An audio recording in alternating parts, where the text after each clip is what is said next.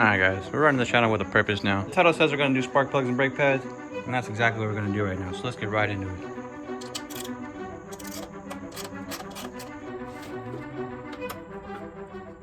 It's been a little minute since I dug into this thing, to be honest.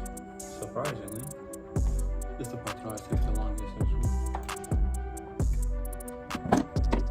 One by one, we're going to go through and pull these guys out.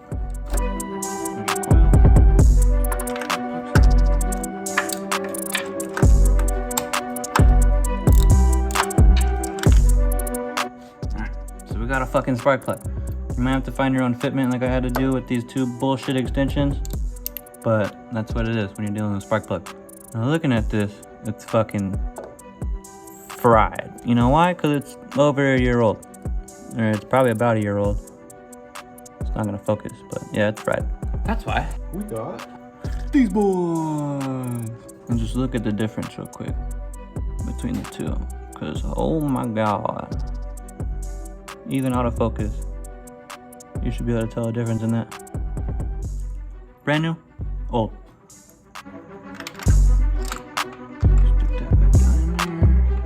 And the big main hope is for me to get that extra little bit of RPMs out of this for once in its life. At least in its life of me having it.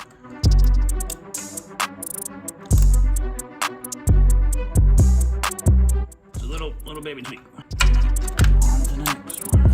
Also, I didn't mention this yet, but if you take these guys and you take the little cap and you pop it off, like so, and then you want to clean under there and make sure all that's gunk free, because you'll get a bunch of gunk up in there, as you can see on my fingers. Clean this out too. Definitely don't want to put that back in there now. Okay, it's nice and clean. Throw this back together, and then yeah, 3 more of those.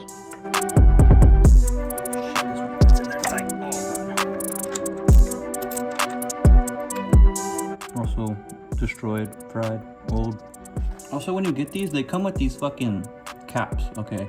So don't be like me and call the shop and be like, yo, I got a female one when I needed a male one. And then look stupid when he tells you to just screw off the fucking tip. And then there's the male piece. All right. Save you just a little bit of embarrassment.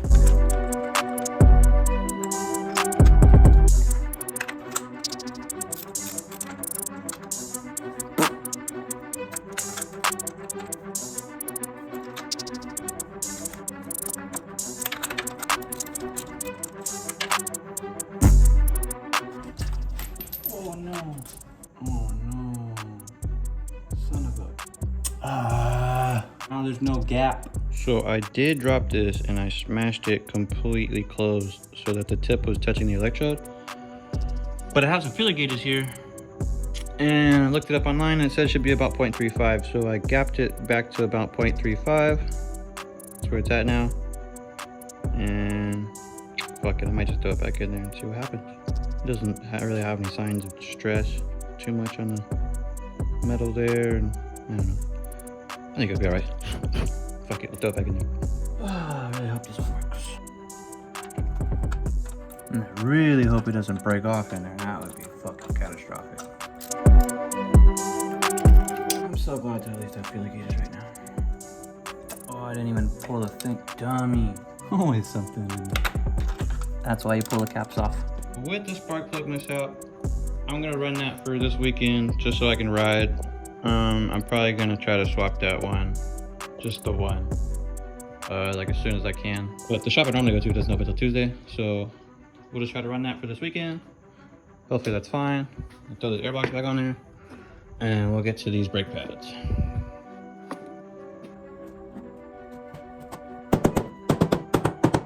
If you don't smack your airbox with a mallet, is it really on? Let me know in the comments. Again, the most time-consuming part of the process.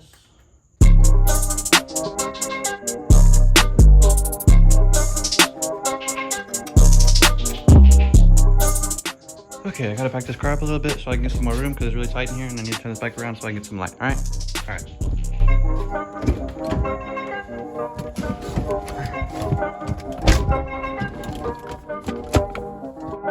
Just post it. Who cares? Plenty.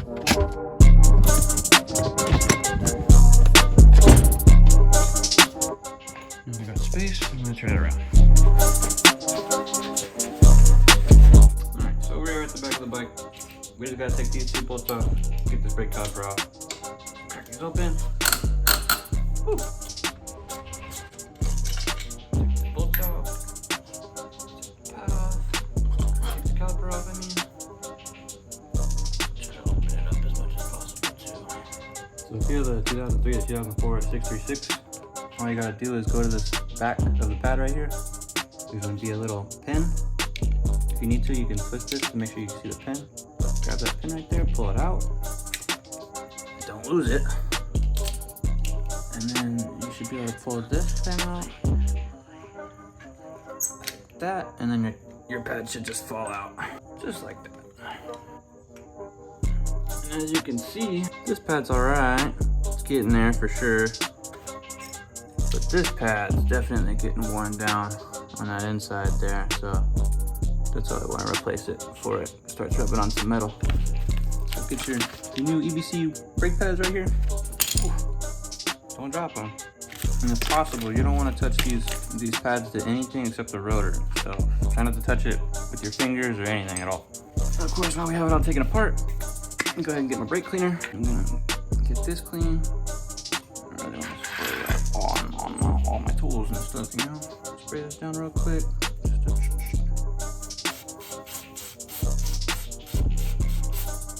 so. Make sure it's nice and clean. Get all the brake dust off of it. Same thing with the caliper. Because we're also going to want to push this in so we can have more space to put it onto the rotor. We're going to clean the shit out of this because you don't want to get anything inside the little seal right there. Spray this down. Real good. Give it a wipe. I'm just going to take that. Squeeze it on in there as far as I can. Some dudes use pliers, some dudes use a vise. My fingers seem to be working good enough. Don't push it all the way. Okay.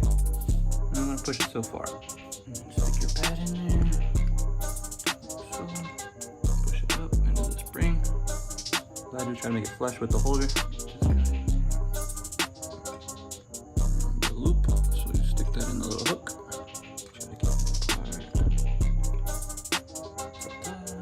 Stick your little bolt back through there. Give it a little wiggle. Yep. Make sure you can see your hole. Stick the pin back in. And you're solid. Go ahead, throw your pads back on. And this is the part where you hope you made enough space, which we did. There we go. Line our bolts back up. Screw her back in, and we're back in business, boys. Make sure you press that foot brake before you go do a wheelie or something, because there's going to be a little bit of a gap in there that you're going to have to fill up with fluid. Other than that, that's about all for brakes. You need people like me so you can point your fucking fingers and say, that's the bad guy.